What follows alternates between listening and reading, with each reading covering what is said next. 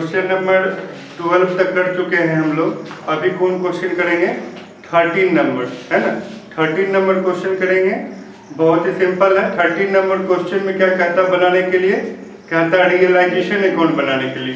और रियलाइजेशन के बाद क्या बोलता है बनाने के लिए? पार्टनर्स कैपिटल और कैश अकाउंट बनाने के लिए बोलता है। तो हम लोग करेंगे अभी क्वेश्चन नंबर 13। देखिए, रियलाइजेशन अकाउंट बनाना है तो रियलाइजेशन का फॉर्मेट आप लोग जानते हैं। रियलाइजेशन में क्वेश्चन रियलाइजेशन अकाउंट बनाते समय क्वेश्चन के असेट्स में जो कुछ भी लिखा हुआ है सबको 2 में लिखेंगे, कैश और बैंक को छोड़कर। असेट्स में क्या क्या लिखा हुआ है? गुडविल लिखा हुआ है। कितना लिखा हुआ है? 30,000। गुडविल लिखा हुआ है 30,000। उसके बाद क्या लिखा हुआ है?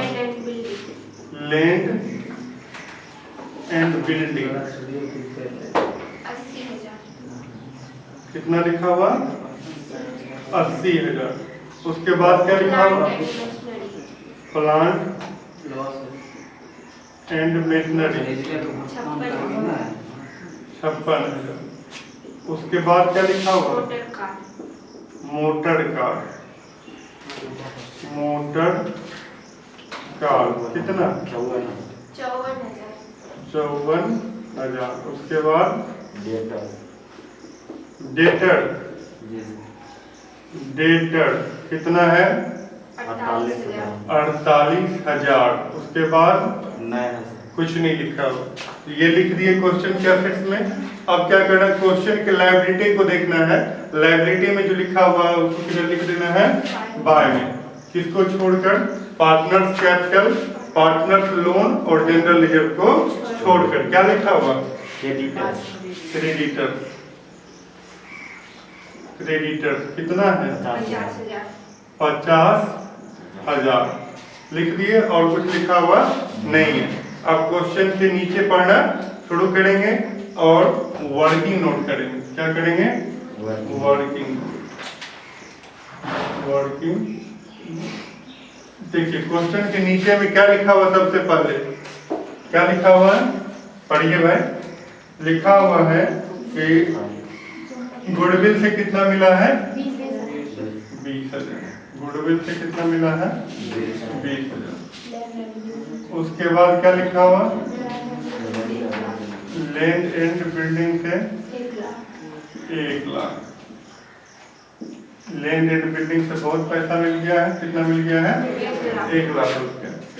उसके बाद किससे मिला है? प्लांट एंड मशीनरी से कितना मिल गया है? 50,000। 50,000। उसके बाद मोटर कार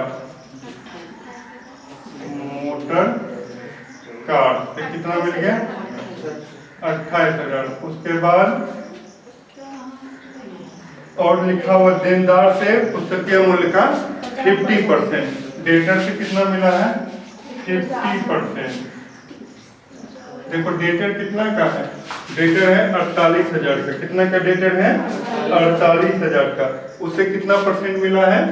50%। 48 का 50% कितना हो जाएगा? 48,000 का आधा कितना हो जाएगा? 24,000। 50% मिला मतलब आधा, तो 24,000। टोटल जोड़ के कितना पैसा मिल गया? टोटल जोड़िए, कितना पैसा मिल गया? जो पैसा मिलेगा उसके लिए क्या लिखेंगे? By cash account. 2,22,000। By cash account. सबको जोड़ लीजिए, कितना हो गया? 2,22,000। 2,22,000। संपत्ति बेचने से पैसा आता है तो क्या लिखते हैं? Cash account debit to realisation account. Cash account debit to realisation तो क्या लिखेगा? By cash. कितना पैसा आ गया? 2,22,000 हो गया। अब आगे पढ़िए। क्वेश्चन के नीचे लिखा हुआ वसूली व्यय कितने हैं? 2,000 रुपए। यही लिखा हुआ वसूली व्यय है 2,000। तो व्यय होगा तो क्या एंट्री होगा? Realisation account debit to cash account. Realisation account debit to cash account. कितना वसूली व्यय है? 2,000। कौन व्यय है? रियलाइजेशन एक्सपेंस है 2,000। लेकिन एक चीज है, क्वेश्चन में क्रेडिटर के बारे में कोई चर्चा नहीं किया, कुछ लिखा हुआ नहीं है। तो कभी भी किसी भी क्वेश्चन में यदि विघटन चैप्टर कर रहे हैं, रिजोल्यूशन कर रहे हैं, तो कोई भी लायबिलिटी है और लायबिलिटी के पेमेंट के संबंध में यदि कुछ लिखा हुआ नहीं है तो हम क्या करेंगे, उस लायबिलिटी का पेमेंट कर देंगे, उस लोन का पेमेंट कर देंगे। तो मेरा क्रेडिटेड है 50,000, 50,000 रुपये क्रेडिटेड है, इसके बारे में कुछ लिखा हुआ नहीं है, इसका हम अपने मन से क्या करेंगे, पेमेंट कर देंगे, भुगतान कर देंगे। तो पेमेंट करेंगे तो क्या एंट्री होगा, realisation account debit to cash account, realisation account debit to cash account. तो realisation account debit to cash account, to cash account. क्या पेमेंट कर रहे हैं, क्रेडिटर को। किसको पैसा दे रहे हैं, क्रेडिटर। कितना है क्रेडिटर, 50। भुगतान कर दिए, पेमेंट कर दिए, हो गया। अब क्या करना है, अब कुछ क्वेश्चन में लिखा हुआ नहीं है, अब हम ऐड और लेस कर लेंगे। ऐड और लेस कीजिए तो इधर का एडिंग कितना आ गया, इधर का एडिंग आ गया 2,72,000 और इधर का एडिंग कितना है, 3,20,000। कितना है, 3,20,000। 3,20,000। घटा देखिए कितना आ गया, 52,000। कितना आ गया, गलत है, 48,000 रुपया आता है। कितना आएगा, 48,000 रुपये। तो इधर का एडिंग ज्यादा है, कितना एडिंग है, 3,20,000।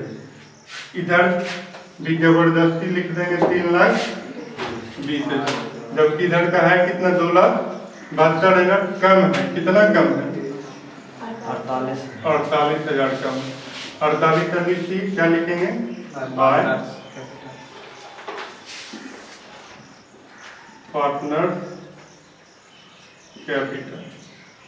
कौन कौन पार्टनर है, ए बी सी। 48,000 रुपये को ए बी सी में बांट दीजिए। ए बी सी लाभ हानि कैसे बांटते हैं, 2-1-1। ए बी सी लाभ हानि 2-1-1 के अनुपात में बांटते हैं। ए बी और सी, 2, 1 और 1। तो ए का कितना हो जाएगा, 48,000 का 2/4। बी का हो जाएगा 48,000 का 1/4। सी का हो जाएगा 48,000 का 1/4। 4 से काटेंगे, 4 एकम 4, 4 दूनी 12 दूनी 24,000, 12 एकम 12,000, इसका भी हो जाएगा 12,000।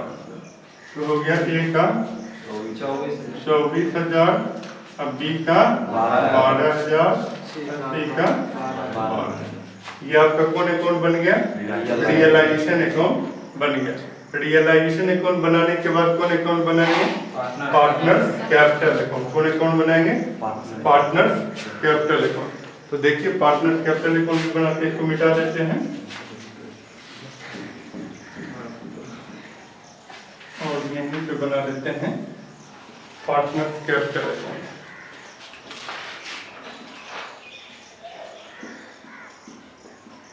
Partners capital account.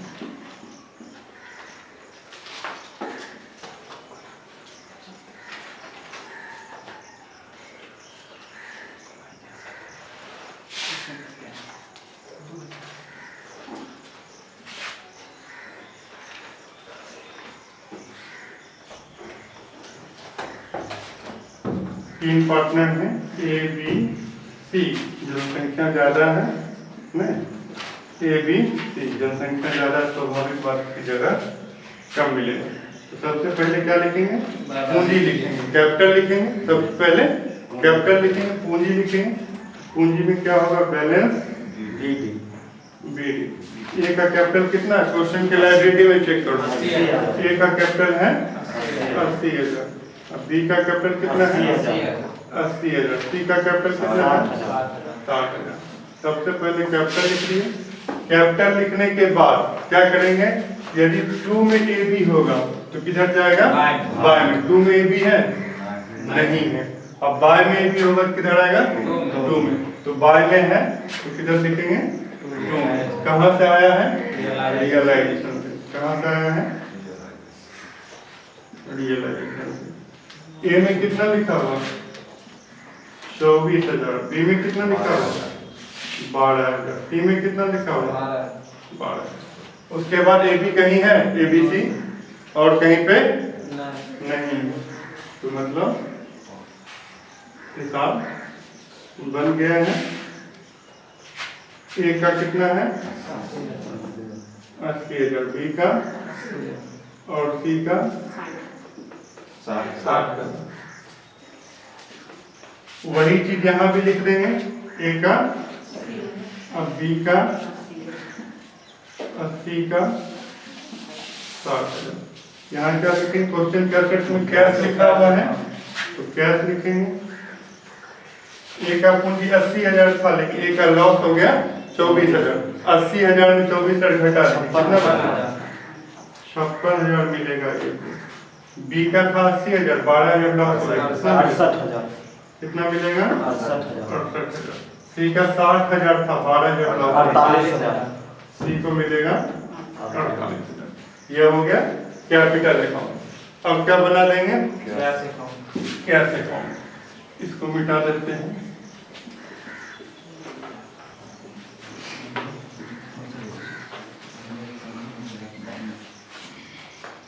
Cash account बना देते हैं।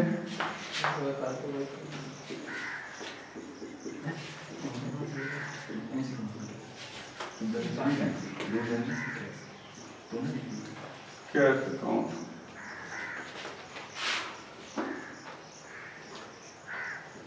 Cash account partners capital account बनाने के बाद बनाया जाएगा।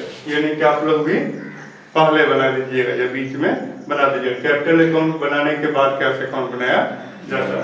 कैश अकाउंट बनाते समय क्या करना है? पहले से जो पैसा है उसको क्या लिखना है? To balance BD. क्वेश्चन के असेट्स में देखिए पहले से कितना पैसा है। क्वेश्चन के असेट्स में देखिए कितना पैसा है? 2,000। 2,000 पहले से है। उसके बाद जितना भी पैसा आया है सब टू में लिखाएगा, जितना खर्चा हुआ सब किधर लिखाएगा? बाय में। तो देखो बाय में जो कैश है कहाँ आ जाएगा? टू में। बाय में कैश है कहाँ से आया है? रियलाइजेशन से। क्या लिख देंगे? रियलाइजेशन। कितना पैसा आया है? 2,22,000। और टू में जो कैश है वो सब कहाँ चला जाएगा? बाय में। टू में कैश है, टू में कैश है कहाँ जाएगा? बाय में जाएगा। तो बाय क्या लिखिएगा? कहाँ से जा रहा? रियलाइजेशन। कितना है? 2,000। उसके बाद कितना है? 50,000। उसके बाद है 50,000। उसके बाद यहाँ पे है कैश। ए में 56,000, बी में 68,000 और सी में 48,000। सबको क्या करेंगे? पेमेंट करेंगे। बाय में लिखेंगे। बाय क्या लिखेंगे? ए कैपिटल बाय ए कैपिटल। ए को कितना देना है? 56,000। बी को कितना देना है? बी को देना है 68,000। और सी को कितना देना है? सी को देना है 48,000। हो गया? और कुछ लिखा हुआ नहीं। 2,000 पहले से था और संपत्ति बेचने से कितना पैसा आया? 2,20,000। 2,22,000। टोटल जोड़ के कितना आ गया? 2,24,000 रुपया अपने पास आ गया। अब उसमें से खर्चा किए रियलाइजेशन एक्सपेंस में 2,000 और क्रेडिटर को पेमेंट किए 50,000। हिसाब किए तो ए का पेमेंट निकला 56,000, बी का पेमेंट निकला 68,000, सी का पेमेंट निकला 48,000। सबको ऐड कर दीजिए कितना पैसा खर्चा हो गया? 2,24,000 रुपया खर्च हो गया। तो इस तरह से आपका कैश अकाउंट भी क्या हो गया? कंप्लीट हो गया। इस तरह से आप क्वेश्चन नंबर 13 को जो है बना लीजिएगा। यदि आपको वीडियो पसंद आता है तो वीडियो को लाइक करें और चैनल को सब्सक्राइब करें।